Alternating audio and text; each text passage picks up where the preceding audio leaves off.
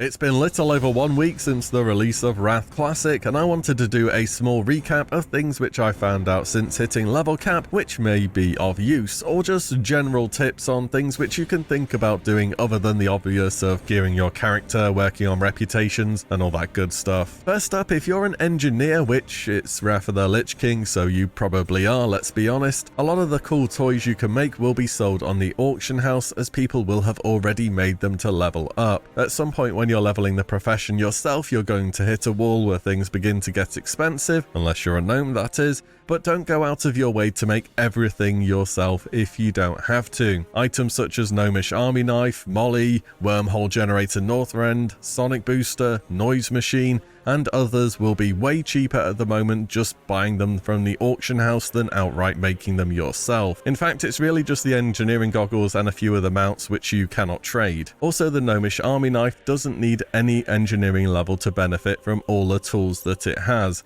It's only Grandmaster Engineering that's needed to attempt to resurrect someone, so this is a really cheap item to save a bunch of bag space across all your characters. Also, something else about engineering, if you want to do a little bit of pre-farming for a later phase and make some gold, the schematic for Jeeves is already in the game. This is a rare drop from a number of mechanical units, some of which also drop relics of Ulduar, which are needed for the Sons of Hodir rep, and are currently going for a pretty nice amount of gold. I got the schematic to drop in less than an hour of farming from Library Guardians at the Terrace of the Makers in Storm Peaks. Anyways, the majority of the materials needed are in the game too. Now you can buy the Field Repair Bot 74A and 110G from the auction house, or you can farm the schematic and make them yourself. You'll learn the schematic for 74A next to Golem Lord in BRD from a scroll on the floor, and 110G is a rare drop from Ganarg Analyzers up in Blades Edge Mountains, around where the Apexis crystals are. The scrap bots are learned from a hidden quest in the Storm Peaks, conveniently also from Library Guardians. At 400 or more engineering, they'll drop a quest item which turns in at a nearby NPC. You're also going to need 4 handfuls of cobalt bolts and 5 overcharged capacitors to repair the unit,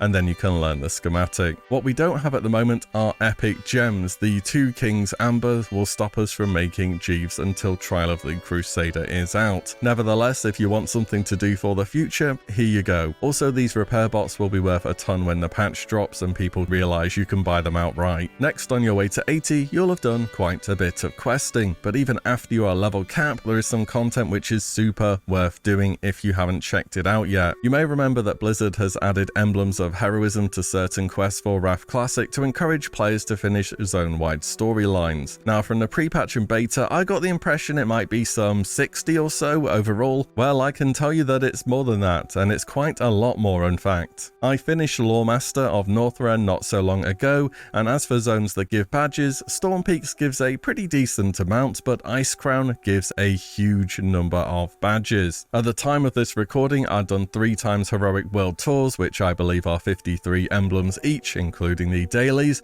and I've done every badge quest which I could find and had earned 314 total as per my achievement stats here.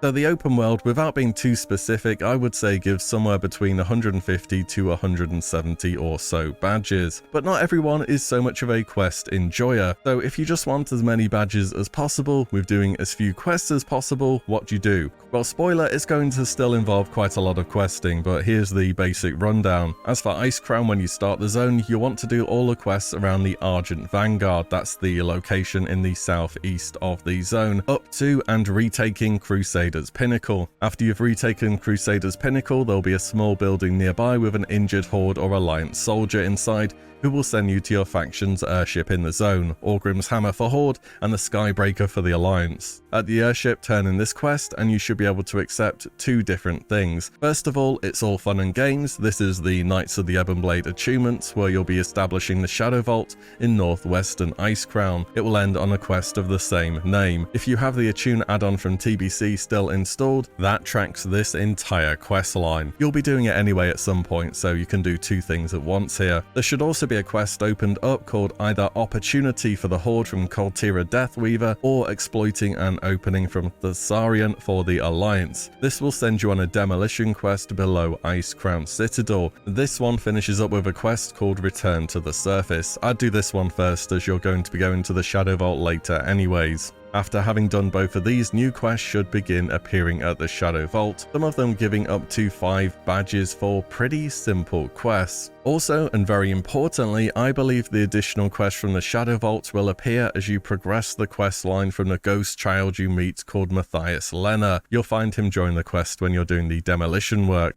He has a massive and super lore-heavy quest line, which is, well, rather important for the story of Wrath. It's worth a look for that alone. I've put a link below with all his quests as well, but if things are missing at the Shadow Vault, I would go and progress that line a little bit. And if you aren't sure where you're up to on a particular quest chain, there is a macro you can copy on any Wowhead page with a quest, where you can easily check that. In any event, you'll have a ton of quests to do in Storm Peaks to unlock the Sons of Hodir. A tune also tracks this, which you'll be wanting to do for the shoulder enchants, and I think you just try and clear out Ice Crown of quests entirely. It's very good gold, especially if you're level cap. It's a ton of badges, there's loads of people still leveling or beginning at level cap, and there's a ton of really good group quests there as well.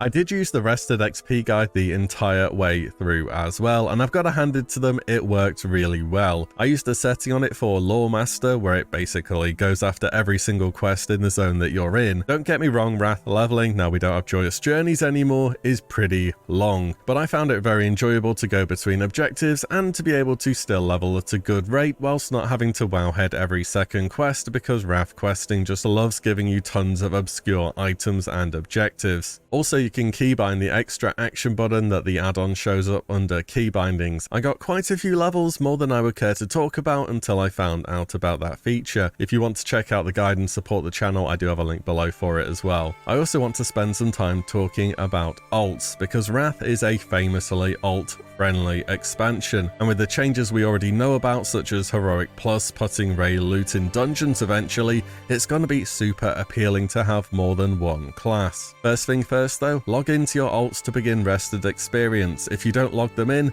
they won't have an XP bar appear. Next, and this is kind of less relevant because cold weather flying can be learned by alts at level 68, but I think this will have gone under the radar for a lot of people. With the Wrath pre-patch, a new quest appeared in the Searing Gorge called Kill 'em with Sleep Deprivation. No idea why it's just popped up now, but hey, there you go, classic. It has you loot a bunch of pillows in the Dark Iron area below the Searing Gorge, and when you do this, an elite called Chambermaid Pillar Clencher will appear after a short while. She will drop a massive pillow which can be looted by anyone nearby on either faction. Go back and hand it in at Thorium Point and you will get Evanice's Landing Pillar, a trinket that has a slow fall effect lasting 10 seconds, which is available to any class in the game. It's also usable in combat, and having that on-demand slow fall is something, even with flying, which can be useful now and again. It does have a pretty huge 30-minute cooldown though, but hey, free slow fall. Also, 2 more quests towards the Lore Master as well if you are going for that. Next, if you're playing an alt with no gear at the moment to sitting at level 70 or perhaps has been boosted, there will never be more green quality gear on the auction house than there is right now. People are throwing up decently itemized gear for next to vendor price at the moment. It's also such easy money for enchanters. Even if you just have an alt to disenchant things and repost them, there's a lot of easy gold to be made right about now. Saying that, Wrath questing is really generous in handing you loads of gear really fast, but the power upgrade from TBC greens to Wrath ones is pretty massive. I would throw 100 gold at an alt to get them some starter gear any day. On top of that, Wrath questing absolutely launches gold at you. Even the 2 dungeon dailies at level cap give near 100 gold. Speaking about gold, in case you're on the fence about doing it when it comes to alts, just buy Tome of Cold Weather Flying. If you really want to level your alt to 80, buy it. Imagine it says 1k gold that you will easily make back during questing, by the way, for maybe a 20% passive XP buff. Maybe it's even better than that. It's super worth it, and that's even with slower flying as well. Okay, last big point about alts. You'll know about Heirlooms for Emblems of Heroism, but those are going to be used on your main at the moment to get them kitted out with some good starter epics. However, there are some shoulders which still give the 10% bonus XP, which can be bought for Stone Keeper shards. These are more itemized for PvP is they have a bunch of resilience on them, but all I would care about is the fact they have that 10% bonus XP. With the Wintergrass changes that allow both factions to hold this zone at once, you'll have been passively getting Stonekeeper shards if you've been running heroics, or attempting to run Wintergrass, which yeah, let's not talk about that one at the moment. But if you're thinking of playing alts early on, remember we're still in Wrath of the Lich King. There is no downside to wearing armor types which are not specifically designed for your class. It was in Cataclysm when wearing all the same armor type gave you a 5% passive boost to your main stats. So if you have a Boomkin ult you want to level at some point, as well as a mage, probably a good idea to buy the Cloth Heirloom instead of the Leather Spellcaster one. Or if you have a Rogue ult and a Hunter you want to level, it'd be a good idea to buy the Leather Loom instead of the Mail one, because both can wear it, just doubling up on the item. Something I'd thought I'd mention if you have a lot of characters. Next thing to do is to not be like me and actually read the tooltips on enchants that you put on your heirlooms. And the Sons of Hodir ones, it turns out, like they say on the tooltip, do need level 80 to work, and heirlooms in general are treated as though they are level 1 items. So for example, you can't apply powerful stats to a chest for +10 to all, but you can use greater stats all the way back from Classic for a +4 bonus to all. Finally, heirlooms are a hidden gold maker. Okay, this is if you really use questing as your main source of gold, which I do personally. If your character's getting 20% more XP or 25% more XP if you manage to get the ring from the Kalawak Fishing Derby, they're going to be hitting level cap much faster, and you're going to have access to loads more endgame level quests to benefit from the bonus gold that you will be getting. And on top of that, you can use the badges that Alt is getting in endgame level zones to buy other heirlooms which you can then level other characters with. The whole system kind of feeds into itself, and it should be a really good,